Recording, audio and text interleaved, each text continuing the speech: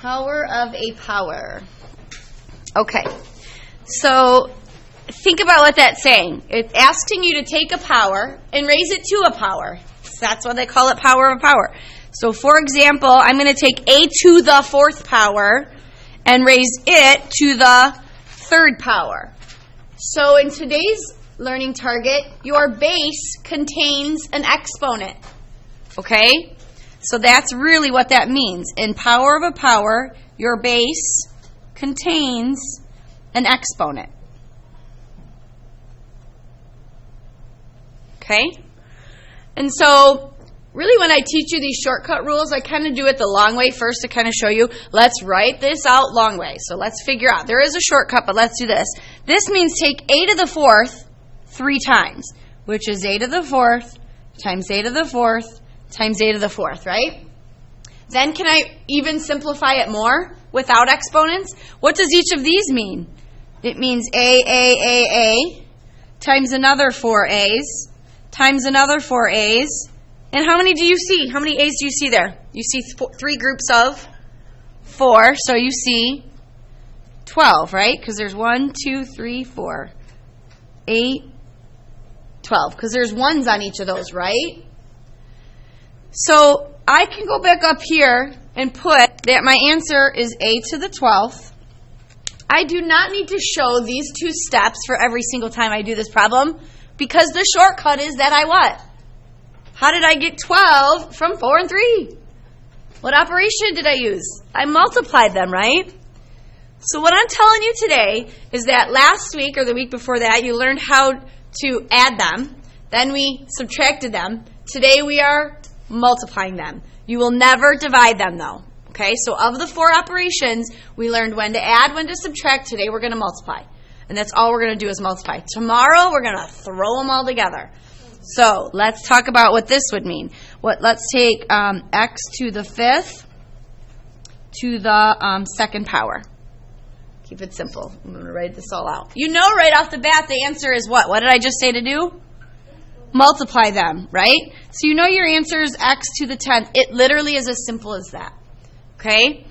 Because that means I have an x to the 5th times an x to the 5th, which is 5x's here. You do not need to write this if you did it for the first one. And there's where your 10x's come from, right? Okay? So are you good with that? That's the basic rule. We always add a little bit to it, right? Okay, so let's add a little bit to that. But before we do that, let's kind of talk about our summary up to this point so far of all 3 learning targets. Learning target number 1 said if I had x to the a power times x to the b power, that's an a, looks like a 9, doesn't it? Then what did I do with a and b? When the bases are the same, I added them, right? That's when I added the exponent. Learning target 2 turned around and said x to the a divided by x to the b. And what did I do with the exponents here? I kept the x and did a minus b. So this is just a little summary.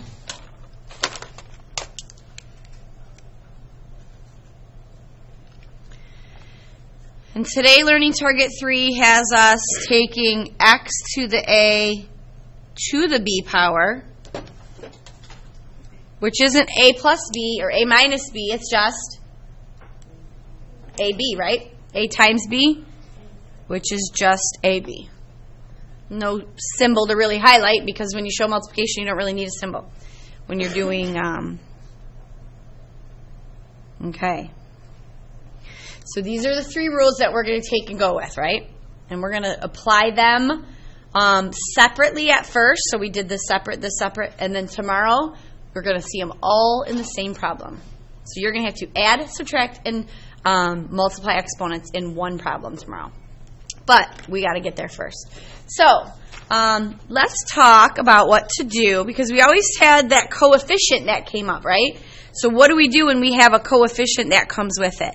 So let's take this x to the 5th squared and make it a 3x x to the 5th squared. So, what do you think I'm going to do with that? I know that I'm going to multiply the exponents. I know that I'm going to get 5 times 2 is 10. Do you think I should take that 3 and multiply it by the 2? No. If they wanted you to do 3 times 2, they'd put a big 2 right there. Okay? They don't want you to take that 3 and multiply it by 2 because that's an exponent. They want you to take that 3 to the 2nd power. So 3 squared is 9, not 6. Another way to look at it is sometimes teachers will have their students write it out and kind of look at it as, because remember, that 3, that coefficient is totally separate from that x to the 5th. They look at it as, I don't want to say distribute because distribute means multiply, but take that 2 and square everything in the parentheses, which means take the 3 and square it, take the x to the 5th and square it. And so 3 squared is 9, and then x to the 5th to the 2nd is that. Let's do another one. Let's take 4a to the 3rd and square it. We're going to stick with squaring for a minute. This means, or you know what? Guess what? Another way to look at this is just write it out. Is that easier to see why it's squared now? Because aren't I just saying take this whole base, 4a to the 3rd, square it? So 4a to the 3rd times 4a to the 3rd is the same as, that's where my 16 comes from, right? It's never going to be 8. This does not mean double. It means square it, multiply by itself. So this is an easier way to show you, because up here I would have written this. Did you see where 9 comes from now? Yeah. Okay. And then 3 plus 3 is 6. I add them here because I broke it down to this learning target. But up here, the shortcut is that I multiply them. You follow me? Okay, let's do something other than, let's take 2a to the 4th, y to the 5th, and cube it. Okay? Which means 2a to the 4th, y to the 5th, 3 times. So we're going to have to really start to memorize some of our exponents here. I'm going to give you a little cheat sheet list here to kind of, we're going to make it. But 2 to the 3rd power is not 6, right? That's a 6th grade mistake to make. This is 2 times 2 times 2, which is 4 times another 2, which is 8. And then 4 times 3 is 12. And 5 times 3 is 15. Okay. Are we okay with kind of the second part of this? What to do when there's a coefficient? Okay? Because we're going to move on after that. So, what about this one? 5xy to the 3rd to the 3rd. See if you can get that one. There's something else I did. I kind of threw one in here that, see if you catch it.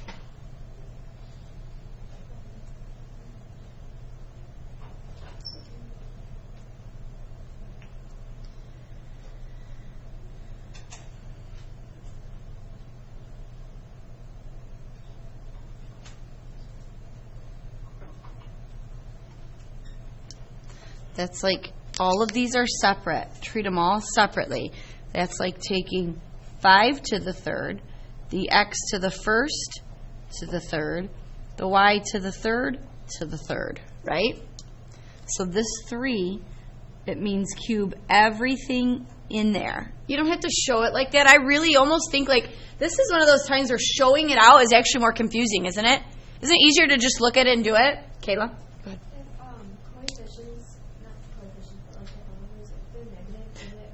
Yep, absolutely, and that's the third, that's what we're doing next. Yep, so she read my mind. So I'm going to take 5 and cube it, which is not 75 for some reason. A lot of people, it is good to think of quarters because that's what 5 times 5 is, but a lot of people think that 3 and they put 75 for some reason, but it's times another 5, and if you have 5 quarters, you have, so 5 cubed is 125.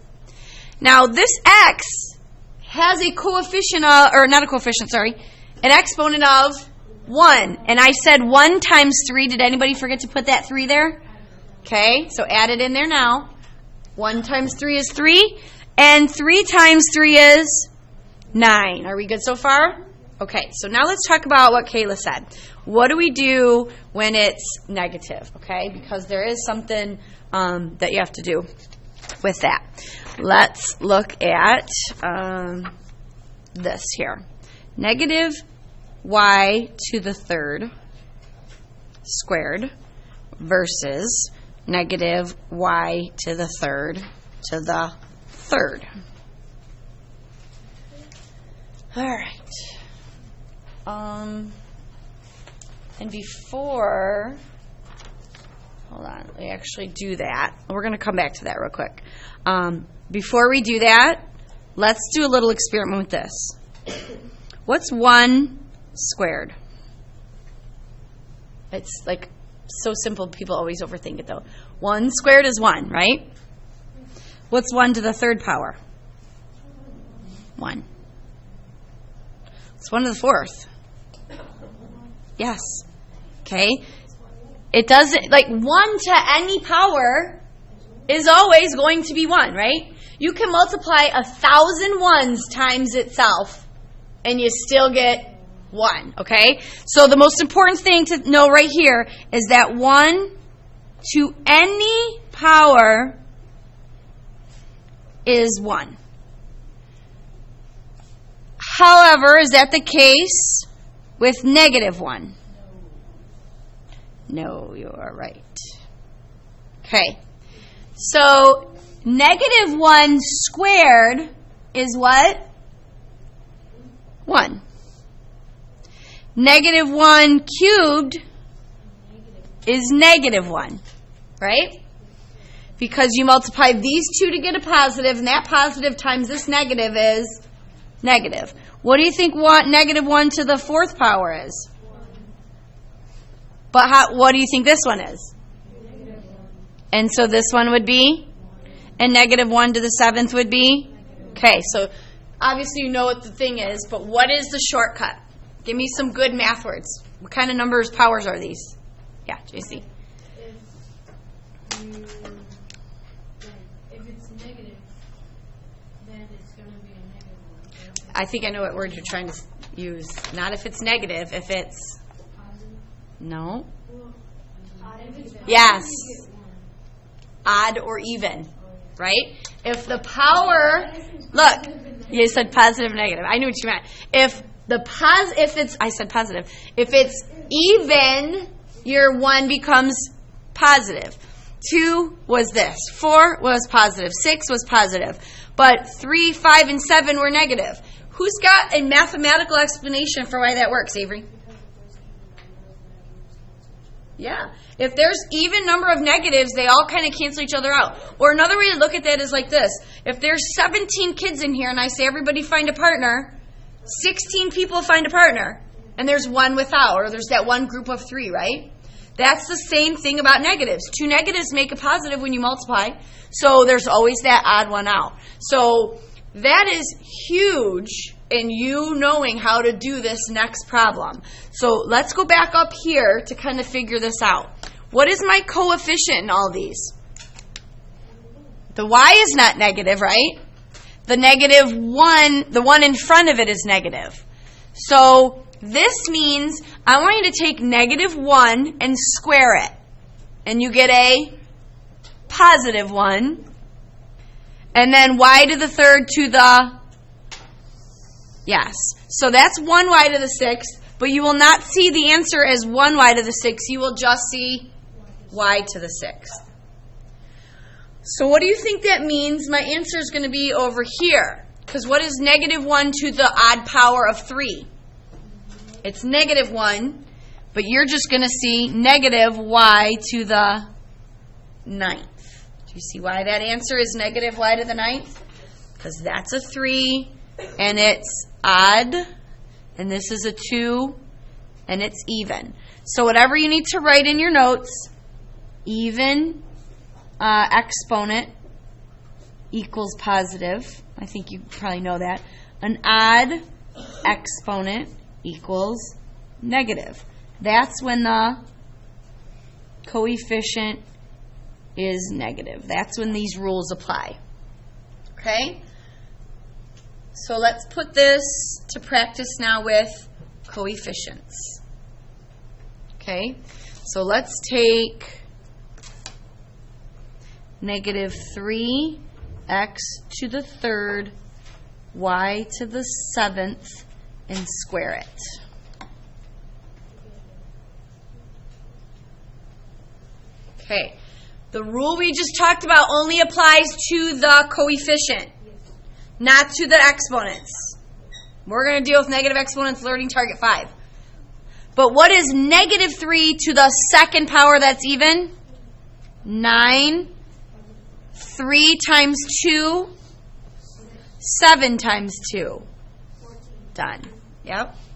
How would this change if I cubed this instead of squared it? Okay, got to know what 3 times 3 times 3 is. 3 times 3 is 9 times another 3, except it's negative because that's an odd power. So this coefficient is negative 27. 3 times 3. Do you see how you have to shift your mind like that now? Because now you're like, okay, I just raised this to a power, but now I have to multiply. Very quickly, it will start getting jumbled up because you have like 3 different rules in your head right now. So everybody understand why that answer is what it is right there. Okay? How about this one? Negative 4x, y to the fifth, to the third. You try that one.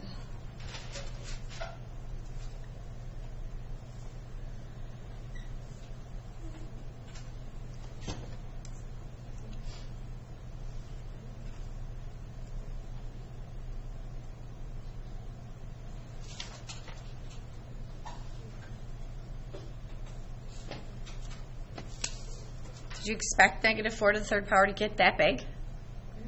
I mean, 64 is not huge, but...